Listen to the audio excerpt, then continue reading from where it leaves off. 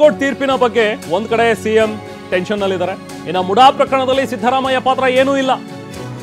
CM Siddaramaiah ವಿರುದ್ಧ ಇದೊಂದು ರಾಜಕೀಯ ಪಿತೂರಿ ಅಷ್ಟೇ ಅಂತ ಹೇಳಿ ಸಚಿವರೊಬ್ಬರು ಮಾತಾಡಿದ್ದಾರೆ. ಕಲಬುರಗಿಯಲ್ಲಿ ಸಚಿವ ಡಾಕ್ಟರ್ ಶರಣಪ್ರಕಾಶ್ ಪಾಟೀಲ್ ಕೊಟ್ಟಿರುವಂತಹ ಹೇಳಿಕೆ. ಪ್ರಾಸಿಕ್ಯೂಷನ್ ಪ್ರಶ್ನಿಸಿ ಸಿಎಂ ಕೋರ್ಟ್ ಮೊರೆ ಹೋಗಿದ್ದಾರೆ. ಇವತ್ತು ಹೈಕೋರ್ಟ್ ಜಡ್ಜ್ ಏನ್ ಕೊಡ್ತಾರೆ ನೋಡೋಣ, ಜಡ್ಜ್ಮೆಂಟ್ ಏನ್ ಬರುತ್ತೆ ನೋಡೋಣ ಅಂತ ಹೇಳಿದ್ದಾರೆ. ಇವತ್ತು ಜಡ್ಜ್ಮೆಂಟ್ ಇದೆ.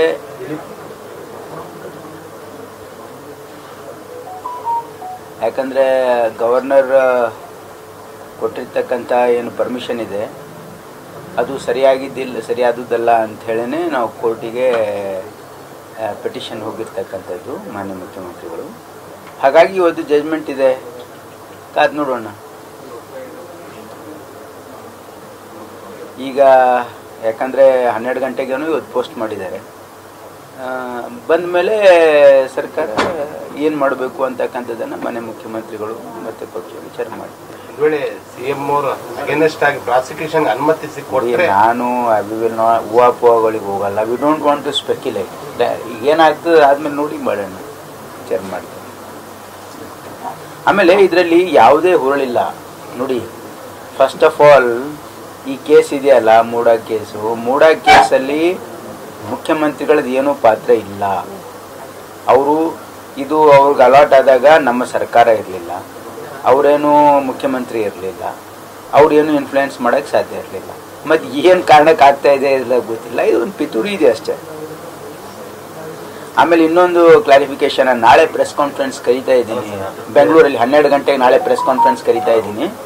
ಏನು ರವಿಕುಮಾರ್ ಅವರು ಏನು ಆಪಾದನೆ ಮಾಡಿದ್ದಾರೆ ಮೆಡಿಕಲ್ ಎಜುಕೇಷನಲ್ಲಿ, ಇದು ಸತ್ಯಕ್ಕೆ ದೂರವಾಗಿರ್ತಕ್ಕಂಥದ್ದು. ಅವ್ರೇನು ಹೇಳಿದಾರಲ್ಲ, ನಿನ್ನೆ ನನ್ನ ಪತ್ರಿಕೆಯಲ್ಲಿ ನೋಡಿದೆ. ಏನಂದ್ರೆ ಯಾವುದೋ ಒಂದು ಕೇರಳ ಕಂಪನಿಗೆ ಕೊಟ್ಟಿದ್ರೆ 50 ಕೋಟಿಯಲ್ಲಿ ಆಗ್ತಾ ಇತ್ತು. ಹಾಂ, ಅದೇ ಕೇರಳ ಕಂಪನಿಗೆ ಕೊಟ್ಟಿದ್ರೆ 50 ಕೋಟಿಯಲ್ಲಿ ಆಗ್ತಾ ಇತ್ತು. ಅವರು ಟೆಂಡರಲ್ಲೇ ಪಾರ್ಟಿಸಿಪೇಟ್ ಮಾಡಿಲ್ಲ. ಫಸ್ಟ್ ತಿಳ್ಕೊಳ್ಳಿ, ಅವರು ಟೆಂಡರಲ್ಲಿ ಪಾರ್ಟಿಸಿಪೇಟ್. ಅವ್ರೇನು ಹೇಳಿದ್ದಾರೆ, ಇಲ್ಲ 4 ಜನ ಟೆಂಡರ್ ಹಾಕಿದ್ರು, 3 ಜನ ರಿಜೆಕ್ಟ್ ಮಾಡಿ ಯಾರಿಗೋ ಕೊಟ್ಟಿದ್ದಾರೆ ಅಂತ. ಇದು ಸುಳ್ಳು.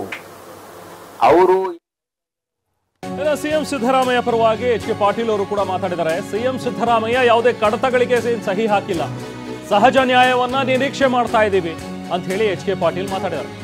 ಅವಸರದಲ್ಲಿ ರಾಜ್ಯಪಾಲರು ನಿರ್ಣಯ ಮಾಡಿದ್ದಾರೆ.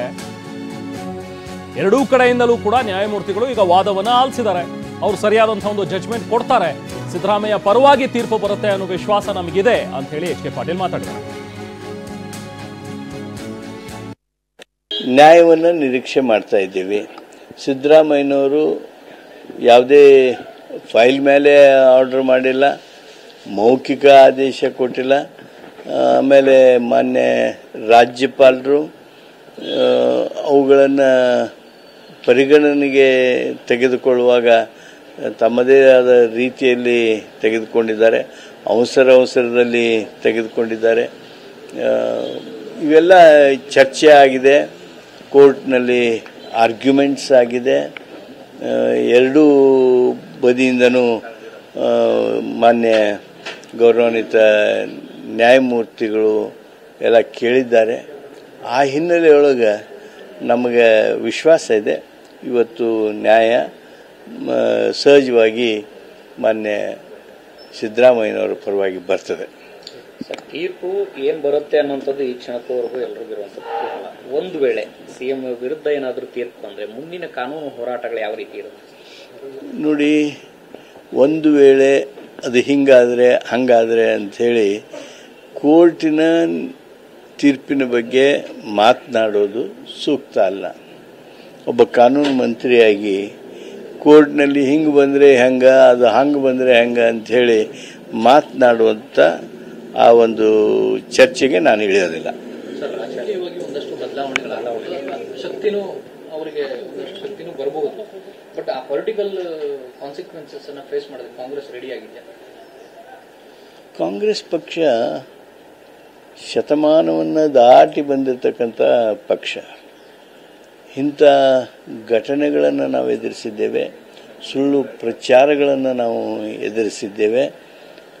ಮಾನ್ಯ ಸಿದ್ದರಾಮಯ್ಯನವರು ಇಂಥ ಪರಿಸ್ಥಿತಿಗಳನ್ನು ಎಷ್ಟು ಗಟ್ಟಿಯಾಗಿ ಎದುರಿಸಿದರು ಅನ್ನೋದನ್ನು ತಾವೆಲ್ಲ ಗಮನಿಸಿದಿರಿ. ಆ ಹಿನ್ನೆಲೆಯೊಳಗೆ